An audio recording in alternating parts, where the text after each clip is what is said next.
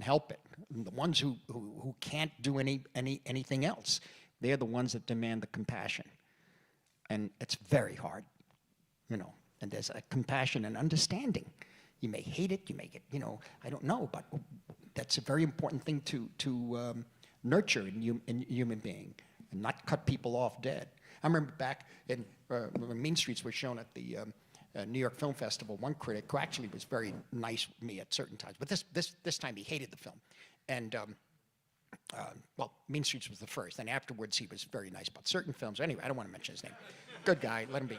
A long time ago. Anyway, there was another film that ended the festival. It was a terrific film, and I want to mention the name because it is a beautiful film, and the filmmaker's a good friend. But when the festival was over, he wrote that the last film, the film I just mentioned, is the front page. That's the front pages. Mean Streets is the back page. And I said, well, you didn't like the movie. Then over the years I realized, that's right, it is the back page. The back page what? You know, what is that? Human beings, it's still about, it's the back page, a guy shot in an alley, somebody caught and arrested and spends 20 years in life for something, in jail for something that, you know, 5 years later the law changes. Yeah, what about them? We're the back pages, you know? So that's what we've been doing. Last question, last question. Journalist number one.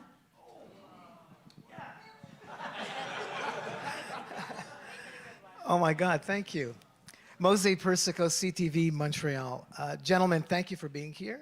And as a proud Italian born in Italy, it's an honor to share the same space with you. I mean, our family dogs are called Pacino and De Niro. True story. Mr. De Niro knows that. And That's a fact. Mr. That's a Pacino fact. will show you a picture. And our next one will be called Marty. Thank you, that's I promise. First of all, Mr. Scorsese, congratulations on creating another filmmaking masterpiece. Mr. De Niro and Mr. Pacino, in addition to all of you being Academy Award-winning actors, you're also directors, Mr. De Niro and Mr. Pacino. I know that Mr. De Niro has continuously worked with Mr. Scorsese. It's his 9th collaboration. Mr. Pacino, it's your first collaboration. From a filmmaking point of view, did you acquire any directing techniques after working with this genius? Do you hear that? I did. Well, that's a really interesting question. I have, this is the second one today. I'm really, I'm glad to say this. I've directed films in the sense that I was the director, the filmmaker of it, but I'm not a director, and I'm not a filmmaker. They are. And I say that with all, I'm not being, you know, it's just, I make films like when I do it, I mean, it's a learning experience for me, and it's a sense of doing a home movie I have, you know, and it's, and this is where I learn about, I learned about film by directing a film. I learned about editing and what it was by doing my own, like, how does someone, I have to say, I was fortunate to have done Looking for Richard. Yeah. I did that because I had some idea, but really why I did it, what was motivated me, was that I did Richard III several times, and when I did it in New York on Broadway, the reviewer said, Pacino has set back Shakespeare 50 years in America. And I said, that can't be. I love Shakespeare. Oh, I love it. And I had done it in, you know, in Boston, and there's a whole reason why that thing didn't happen. And one of the reasons was it didn't have a concept in terms of, it's so interesting, you know, I could go on forever, and I'm going to do that. I'm going to go on forever. But when we did it at the Loeb Theater, it didn't work at all. I was a young guy, but I was famous already. But I had done Richard III because I knew I had done it at the Actors Studio and had a feeling for it. I just wanted to do it, and I wanted to learn. I always pretty much want to learn. And working with these guys, I learned a lot. That's sort of what I leave that's probably why I continue to do it. But I did it, and I did it at the Loeb. This is interesting. And the set was, yeah, because I'll tell you something about Irishman and what they did in Irishman about a set. You've seen it, so I can talk to you about it. But I did it at the Loeb in Cambridge. And I mean, I was going on with a fever. I was all, my friend was giving me the words, and I had 2 weeks, but it wasn't there. And I go out, and you haven't lived until you go out in the second act. And there's a lot of red seats in front of you. Half the audience left, maybe 2/3. And I thought, what did I do? What's wrong with me? And so, but then I turned around and looked at the set. And the set was a bunch of bars. I don't know what the hell, who did that and what it came from. I had no idea what I was doing, now is the winter of our discontent, but in front of bars. And I don't know where the hell I was. So they threw me out of Boston. They threw me out of Cambridge. But as I was leaving, my great friend and mentor, Charlie Lawton, said to me, Al, I don't know, I think I see something there. I see something there in what you're doing. David Wheeler, the great theater company of Boston director, he gave me, said, Al, let's not just give this up, please. I said, well, I know, but I feel, I want to get out of town or something. And they said, no, we got this Church of the Covenant. It was right on Marlborough Street, beautiful. This church.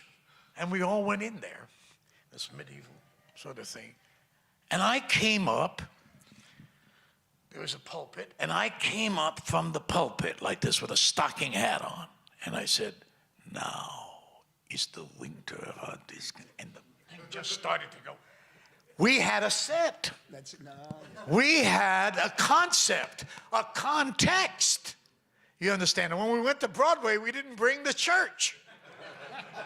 And these are important things. Now, there's a scene, if you saw it, in The Irishman, where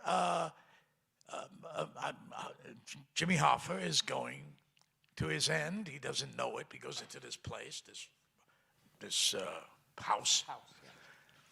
And I walked in on the first day on the set of this particular scene. I walked into the house, and I see this house. Nothing you could really overtly recognize, but I knew that this house was deadly. Just the way they had put it together. But you couldn't find it. They didn't have things all over it. It was just simple furniture, but in such a way, I thought, this is so, you talk about artful, and that's what I saw. This is what is done as directors. And you saw, it didn't do anything, but this is a place where someone was going to die. And it looked like a normal little house, but it wasn't, because they did certain things. And if he ever would go into the details of what they did, you know what they did. It was a lot, but it looked like nothing. So I don't see the world that way.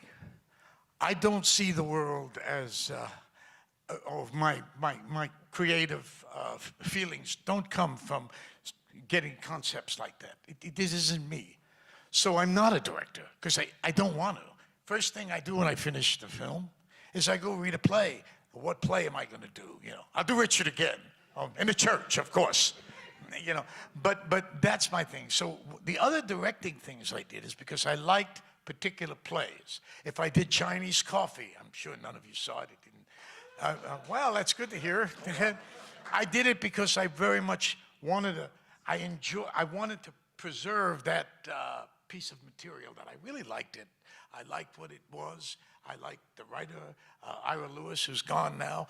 And I liked that atmosphere of what those guys were going through in the village, and the artists from the 60s, now in the 80s. And the whole concept made me feel like I wanted to be in it. And I didn't have anyone I could pay to direct it, so I did it myself. That's why I directed. And then I directed another thing called The Local Stigmatic, again, which was very interesting. And I did that, knowing that this is not going to go anywhere. But it was a way of me preserving some of the stuff. I had the money at the time, so I was able to help with the financing of it. And that was my reasoning. So even though I directed film and whatever, I don't look at it, I don't look at myself that way. I have no desire to do it. And I have great respect and admiration for people who just do that. And it's not me. It's like, you know, I like football, but I won't play it. So, Bob? Thank you, gentlemen. Okay, well, I guess we ran out.